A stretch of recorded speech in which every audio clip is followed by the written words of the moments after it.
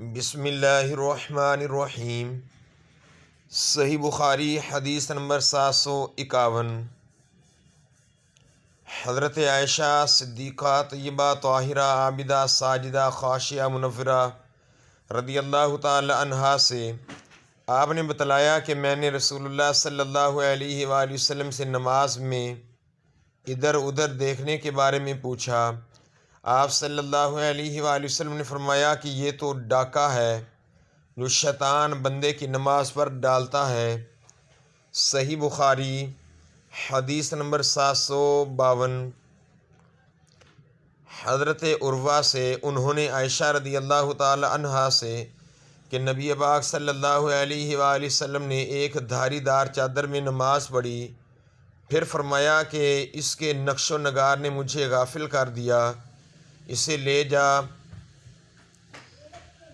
اور ابو جہم کو واپس کر دو اور ان سے بجائے اس کے سادی چادر مانگ لو۔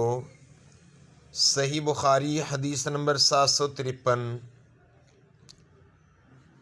حضرت ابن عمر رضی اللہ تعالی عنہما سے آپ نے بتلایا کہ رسول اللہ صلی اللہ علیہ وآلہ وسلم نے مسجد میں قبلہ کی دیوار پر رینٹ دیکھی۔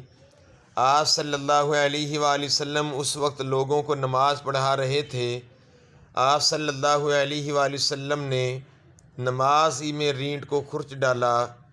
پھر نماز سے فارغ ہونے کے بعد آپ صلی اللہ علیہ وآلہ وسلم نے فرمایا کہ جب کوئی نماز میں ہوتا ہے تو اللہ تعالیٰ اس کے منہ کے سامنے ہوتا ہے، اس لیے کوئی شخص سامنے کی طرف نماز میں نہ تھوکے۔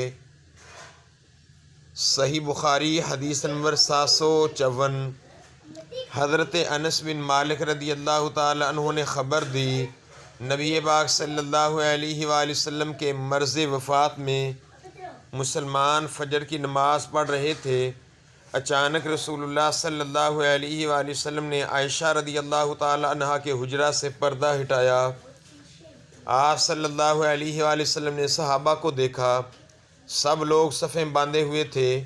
آپ صلی اللہ علیہ وآلہ وسلم خوشی سے خوب کھل کر مسکرائے اور ابو بکر صدیق رضی اللہ تعالی عنہ نے آپ صلی اللہ علیہ وآلہ وسلم کو دیکھ کر پیچھے ہٹنا چاہا تاکہ صف میں مل جائیں۔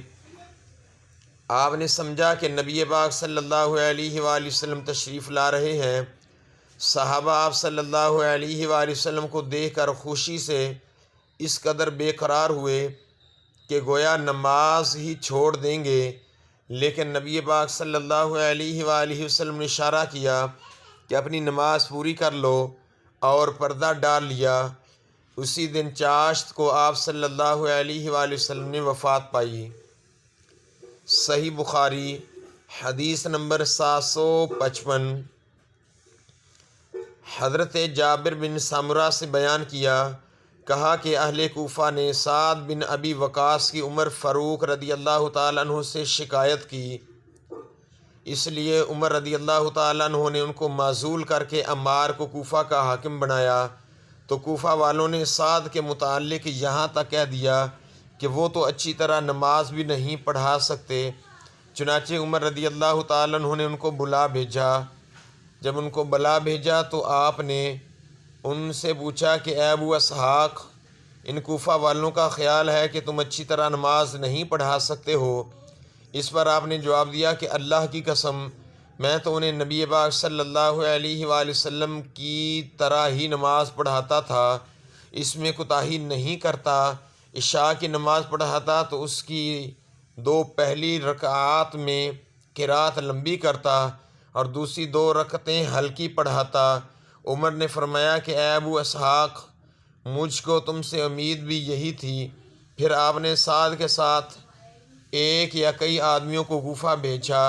قاصد نے ہر مسجد میں جا کر ان کے متعلق پوچھا، سب نے آپ کی تعریف کی، لیکن جب مسجد بنی عبس میں گئے تو ایک شخص جس کا نام اسامہ بن قتادہ اور کنیت ابو سعدہ تھی وہ کھڑا ہوا۔ اس نے کہا کہ جب آپ نے اللہ کا واسطہ دے کر پوچھا ہے تو سنیے کہ سعد نہ فوج کے ساتھ خود جہاد کرتے ہیں نہ مال غنیمت کی تقسیم صحیح کرتے تھے اور نہ فیصلے میں عدل و انصاف کرتے تھے۔ سعد نے یہ سن کر فرمایا کہ اللہ کی قسم، میں تمہاری اس بات پر 3 دعائیں کرتا ہوں۔ اے اللہ، اگر تیرا یہ بندہ جھوٹا ہے اور صرف ریا و نمود کے لیے کھڑا ہوا ہے تو اس کی عمر دراز کر اور اسے خوب محتاج بنا اور اسے فتنوں میں مبتلا کر۔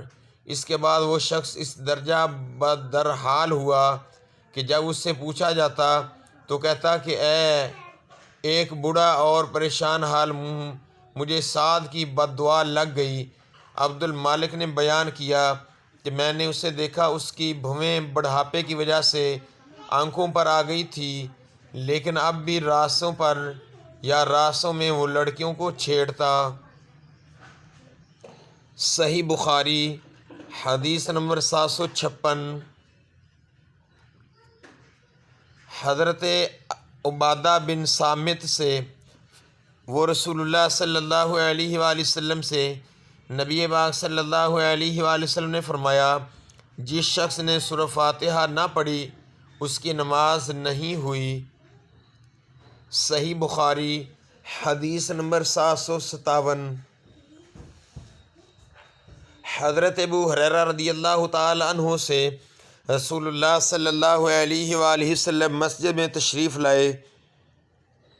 اس کے بعد ایک اور شخص آیا، اس نے نماز پڑھی، پھر نبی پاک صلی اللہ علیہ وآلہ وسلم کو سلام کیا۔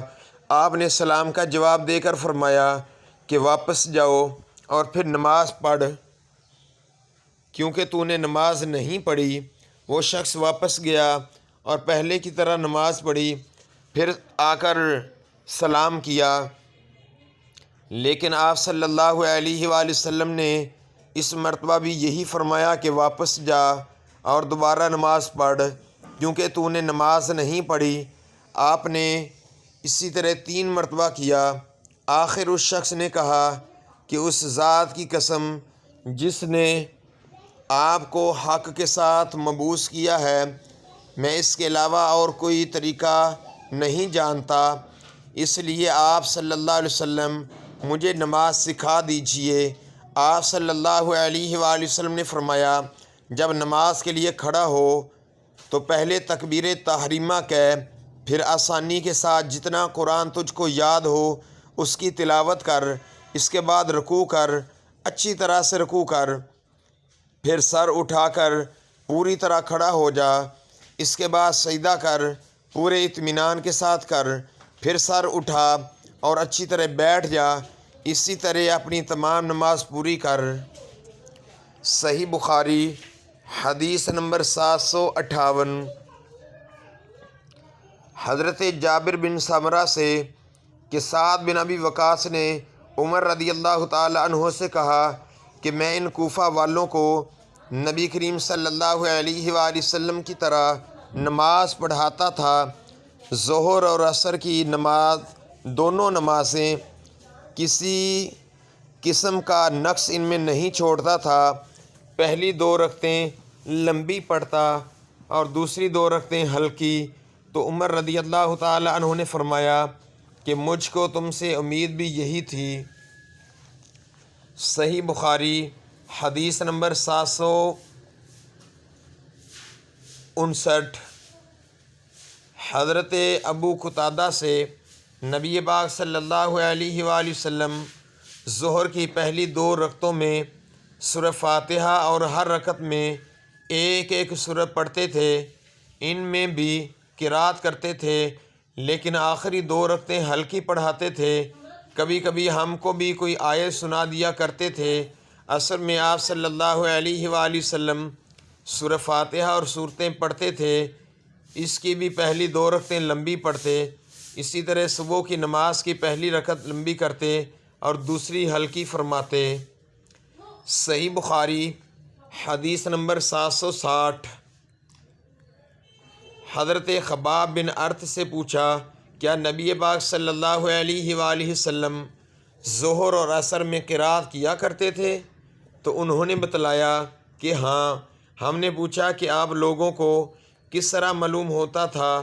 فرمایا کہ آپ صلی اللہ علیہ وآلہ وسلم کی داڑھی مبارک کے ہلنے کی وجہ سے ہم لوگ پہچان جایا کرتے تھے۔